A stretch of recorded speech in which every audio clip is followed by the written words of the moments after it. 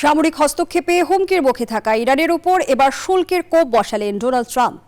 ইরানের সঙ্গে বাণিজ্য করা দেশগুলোর উপর আরোপ করলেন 25% শুল্ক। এ ঘটনায় তীব্র ক্ষোভ জানিয়েছে ইরানের বড় বাণিজ্যিক অংশীদার চীন।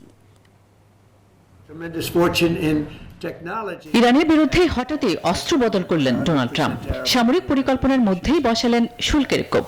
ইরানের সঙ্গে বাণিজ্যিক সম্পর্ক রয়েছে এমন দেশগুলোর পণ্যের উপর 25% শুল্ক আরোপের কথা জানিয়েছেন মার্কিন প্রেসিডেন্ট ডোনাল্ড ট্রাম্প। ওদের স্বপ্ন পূরণে পাশে থাকতে পেরে আমরা গর্বিত। সে বিষয়ে বিস্তারিত ব্যাখ্যা না করলেও সোশ্যাল মিডিয়ায় তিনি জানিয়েছেন এই শুল্ক তাৎক্ষণিকভাবে কার্যকর হয়েছে।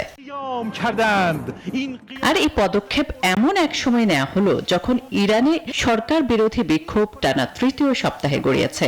তবে ট্রাম্পের এই ঘোষণায় নিজেদের অবস্থান স্পষ্ট করেছে ইরানের সবচেয়ে বড় বাণিজ্যিক অংশীদার চীন। যে কোনো অবৈধ একতরফা নিষেধাজ্ঞার বিরোধিতা করে চীন। শুল্ক যুদ্ধে কেউ জয়ী হয় না। বেইজিং এর অবস্থান স্পষ্ট, নিজেদের বৈধ অধিকার ও স্বার্থ দৃঢ়ভাবে রক্ষা করবে চীন। তবে ইরানের অন্যতম বাণিজ্যিক অংশীদার দেশ ইরাক, সংযুক্ত আরব আমিরাত, তুরস্ক এবং ভারতও এই শুল্কের ফলে অর্থনৈতিকভাবে ক্ষতিগ্রস্ত হওয়ার ঝুঁকিতে থাকলেও এখনো কোনো প্রতিক্রিয়া জানায়নি। আসমাতুলি, নিউজ 24।